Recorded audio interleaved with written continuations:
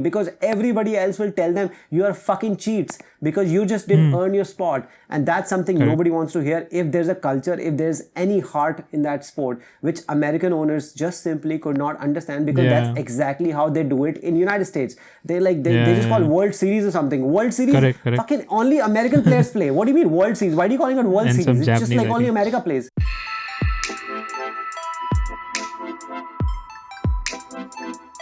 Hello everyone. So here we are today. We are not going to talk about IPL today because today's IPL match has been cancelled, and something else was cancelled yesterday. That was on Sunday, and that was a match between Manchester United and Liverpool. Now, I'm not a very big football fan. I used to follow Manchester United a lot. I have a Manchester United t-shirt which I wanted to wear for this podcast, but then it's so old that it would have looked very bad. So that's why I have Gaurav with me, and he is a Manchester United fan and plus a football enthusiast. He follows football very closely, unlike me. So I thought, let's do a podcast, and I will ask some questions to Gaurav because I don't understand what's happening. What is this Glazers out? What is this Super League and everything? So I just wanted to know what the hell happened on Sunday. So Gaurav, can you just tell me what happened on Sunday? There was a match which was supposed to happen at 9 p.m. but it got cancelled. Well, matches between Punjab and Rajasthan Royals. Okay, this was a great event, and I've been crying since yesterday. So thank God for not telling everybody. I'm not able to sleep. I've been crying since last night. I have had my marriage broken. I've not cried so much for that, but I've cried more. And thank you for not calling me a football fanatic and calling me an enthusiast, which sounds even more phony. But thank you. Also letting everybody know that Bikram does not know much about football. How can you be a Manchester United fan and then not be a fan? That is just, there will be protests outside your house, okay, if you were living in England by saying something like this.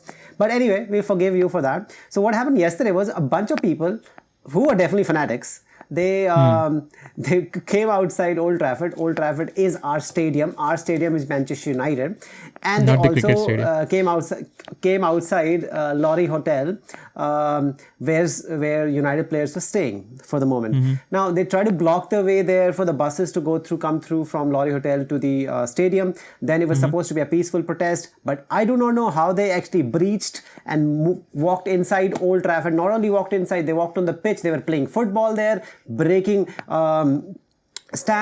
not stands, what is that thing called, which I use, tripod. Okay, the fucking tripod. Like our tripod is shitty, but they have like massive tripods they're throwing. There's videos there. Now, there's a little bit of confusion here because they're saying like, how the hell did they get inside Old Trafford? Apparently, just to let you know, Old Trafford is literally the most difficult place to get through, to trespass in England. Now, there's one conspiracy theory moving around that is saying that one of the guys from inside left the door open for these fuckers to get inside.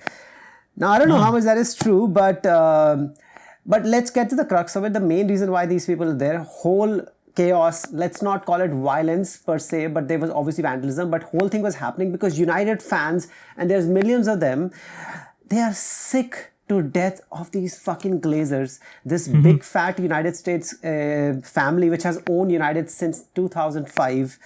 We just want them out. Everybody wants to tell them, just fuck off, man. Just fuck off. So yeah, that is what happened yesterday. Okay. So why so much hate for the Glazers? First of all, who are these people? I mean, I as a pseudo fan, I know about them. I mean, know about the name, but I never really understood why there's so much hate for them. Well, now that you ask, I don't know where to start because Glazers are like fucking crocodiles. Like with crocodiles with shitloads of money. They're from United States, so I don't want to shit all over United States, but they're from United States. And obviously, the football is played in England, which is, as they always say, it's the home of football. Football is coming home. Now, the trouble started even when they bought the club in 2005. I'm not even sure these guys actually knew this football was actually soccer because they probably thought it was just American football. That's how much they knew about it. So feel good about yourself that you know a lot about it because it's like the Canadians thing like hockey. They're like, yeah, it's hockey. What is field hockey? That's not real. That can't be real. So for these idiots, they probably thought. Now the problem started when they took over. Instead of putting their own money, and they are fucking rich, they leverage the fucking takeover. For normal people in colloquial speak, leveraging means instead of putting your own money, they actually took a fucking debt. So they actually borrowed the money, which means if you borrow money, and it's not like a small amount of money, it's like you're looking at $1 billion. So when you borrow $1 billion, obviously you have to pay shitloads of interest, right? Who's going to pay the interest? Manchester United is going to pay the interest, right? These guys said, we don't want to put any of our money. Now, since 2005, we have paid $1 billion in interest and dividends. Think about it, Vikram. $1 billion we paid in interest because of their stupidity, which could have actually gone into good players, or Manchester United would not be so shit that we are right now. Now, they have made zero investment, and like trustworthy sources say that fucking there's leaks in the roof. There's no leak in the roof of the slums I go to teach in. Okay, just to give you a comparison. Now that we have fucking these people don't invest anything, and yeah, they don't invest anything. And Sheikh Mansour, who has invested till now, these guys have taken away on interest, and Sheikh Mansour has invested more than $1 billion on Manchester City, and everybody knows what has happened since 2008. So just to give you a comparison on that. Now, fortunately, for the first 8 years, Sir Alex Ferguson was there and they were winning. So it was all hunky-dory. But from 2013, when Alex Ferguson retired, we won 1 Europa League and 1 FA Cup. And nobody gives a shit about Europa League or FA Cup. Okay, that is our problem. And we just don't want them anymore. It's just we've had enough of these people, and we just want them out because it's time. And I think the Super League debacle that happened a couple of weeks ago, that has precipitated, just put us at the forefront, and people were just waiting for this big match, traditionally the biggest match, Liverpool versus Manchester United. They were like, this will be the time, and they did what they had to do. I don't agree with most of it, half of it, but yeah, that's what happened, and we just want these people out. So, is that even possible? Can they be kicked out? I mean, don't they own the club? See, short answer is fuck no. They can't be kicked out. There's a lot of problem with that because in 2010 there was a ferocious campaign against them, which was called Green and Gold campaign, and but nothing happened. Okay, now the trouble is that they bought the club for $1 billion. Now it's worth around $4 billion right now. So it's difficult to get somebody to collect that amount of money. I mean, you don't have it, I don't have it. Who the hell is going to bring $4 billion? And even if you're going to bring it, it's probably going to be the same assholes again, right? So that's another problem. Now, also, if they get the right people with so much amount of money, like for example, Daniel Ek, who is actually Spotify's founder or co-founder, whatever the shit, he's very rich. So he wants to buy Arsenal from Kroenkes, another US big shit family. Now, and he's ready to pay $2 billion. And Kroenkes says, well, we don't want to sell. What are you going to do? So yeah, that's the thing. If they don't want to sell, you can't force it, right? It's like, imagine it's your house and people don't like you in the neighborhood. You're like, all right, you don't like me, you can fucking protest. I'm not going to sell. You just have thick skin. But that is much more difficult because people are protesting outside your house. These people don't even live in England. They live in the United States. They never ever come for a match. They don't give a shit. They have never ever come for a match. You never see Glazer family. It's like, they don't know. They don't care. It's just a business deal. They leverage the debt. And now we're still paying for it. Every fucking year we have to pay tens and tens of $50-60 million just in interest. It's just been a nightmare. So it's going to be very, very difficult to do that. So, I mean, it's a football club, right? It's made of fans and owners and everything. So, is the model which is being followed in England? Is this the model followed everywhere in the world? Is it like how football clubs work around the world, or is there some difference in any other country? There are differences because England is like from a footballing point of view, this is like massive. You'll not find like terms like 2 billion, 4 billion. That's like most of the leagues are small. But German model, that's something they want to follow, which is called 50+1. And clubs are all owned by supporters. Now, 50+1 means like, you have 50%, 51% share, right? So that means that you will have the final say. So shit like greedy Super League would have never happened because you have to, the supporters will decide. Now here, they didn't even bother telling the supporters or the players or the coaches or anybody. They just decided on their own that we're going to start this shit. Something like that will never happen. Now the big question comes that can that work in England? It cannot work in England. Of course, unrealistically, it can work in like next 20-30 years, but right now the same problem will happen. How can you reverse engineer that shit? Right now you are the owner. How can you, first of all, money problem. Who is going to pay all these billions of dollars right now, particularly in this COVID world that we're living in? Now, how do you do this thing? First of all, you need money. You don't have money. Let's say somehow these people collect all the money, supporters collect the money together and they say we want to do it. But the Kroenke is not going to sell. Glazers are not going to sell. Nobody wants to sell. They're like, well, we're not going to sell. What are you going to do? Kroenke is apparently who own Arsenal, and they have like lots of teams, like big teams in I think baseball or football in United States. They have apparently never ever sold a team. So think about that. They have never in the history, they've been in business for like 50 years or something, they've never sold a team if they bought it. So you can imagine the amount of trouble that it is to actually change a system. Just to sell a club is almost difficult, or buyer also, when a buyer is ready, how do you change a system when you have an ownership system to change it to 51%, like the 50+1, which is in Germany? But that is the only system. If that comes in play, this will be a true system, and shit like Super League and all that drama will never happen. These protests will not happen because the supporters will decide.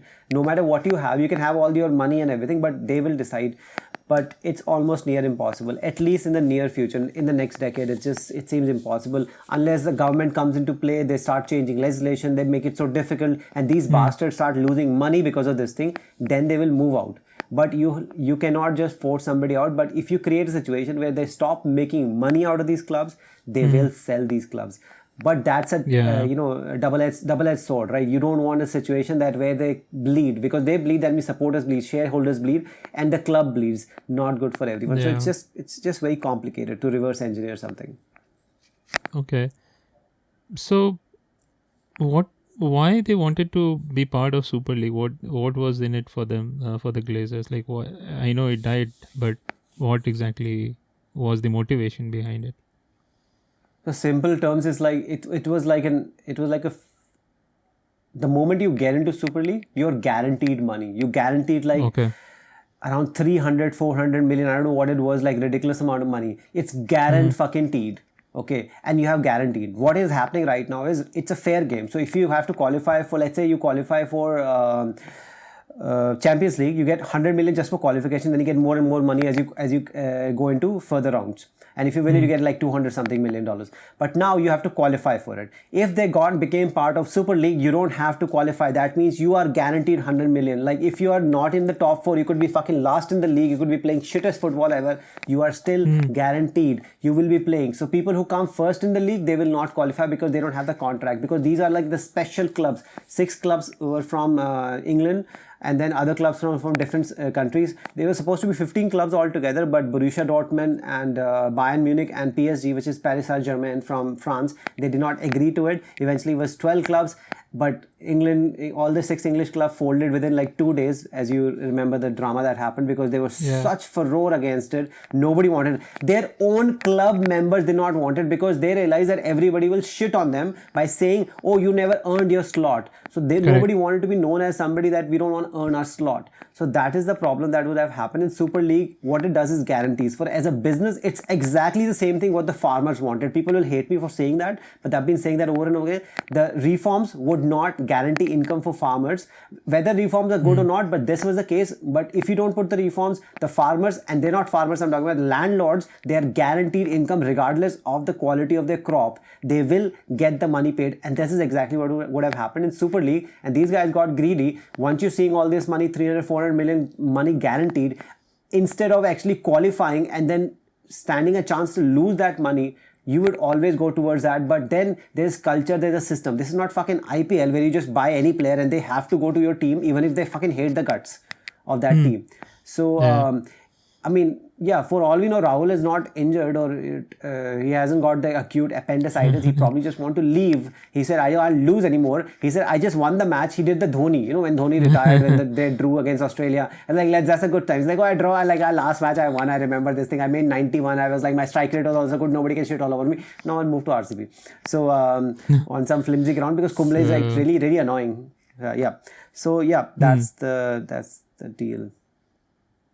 Okay, so yeah, it seems very bad because we watch these sports because of the competitiveness, not because the owners make so much money, right? We don't care. I mean, then it becomes like Abhishek Bachchan. Just becomes like acting, right? It just becomes like acting. You can't have Abhishek Bachchan's playing, right? That's why we have Rohan Gavaskar, who could not bat, could not bowl, could not field. Now the nepotism put him in the commentary, and you realize that, you know, commentary, there is no real assessment. I mean, all the commentators seem like everyone who comes there is shit. And then the worst is Kevin Peterson. He was such an outspoken person when he was a real player and everything. He would be like this, and there he just sucks on everybody's balls. It is just embarrassing because I love Kevin Peterson. You know I love him. But the way he talks, KL Rahul, greatest batsman ever, this guy's the greatest. Oh, just shut the fuck up, man. Just go back to South Africa or wherever you want to go to, England or whatever. So I don't understand this thing. Why do you have to suck balls all the time? He's like even become worse than the Indian commentators. It's just painful. And I already talked about Anjum Sharma, Chopra, whatever. It's just painful, man. Anyway, we'll come back to this thing. So let you ask. Yeah. So, coming back to the postponement of the match yesterday, it seemed a very extreme step by the fans, and it seemed like it was, well coordinated and everything. So, because as you said that getting into Old Trafford or getting into any of these English stadiums, whichever belongs to the bigger clubs, it's very difficult. So how did that happen? Like, it felt like they just walked into the stadium and started protesting, and then supposedly there was violence as well. So was it something like pre-planned, or do you know of some Facebook groups or something which planned this behind the scenes? Because it felt like it was well coordinated. No, it was definitely pre-planned. It has been talked about for the last entire week that they're going to protest, but everybody thought it's going to be a peaceful protest. There's not going to be chaos. Okay. And as I said earlier, it seems like somebody from the inside left one of the gates open because they haven't seemed to be broken the gates. So, but we don't know that yet. So say somehow got in, it was definitely planned. It has been, because everybody knows it. They knew they were planning. They knew this was going to happen.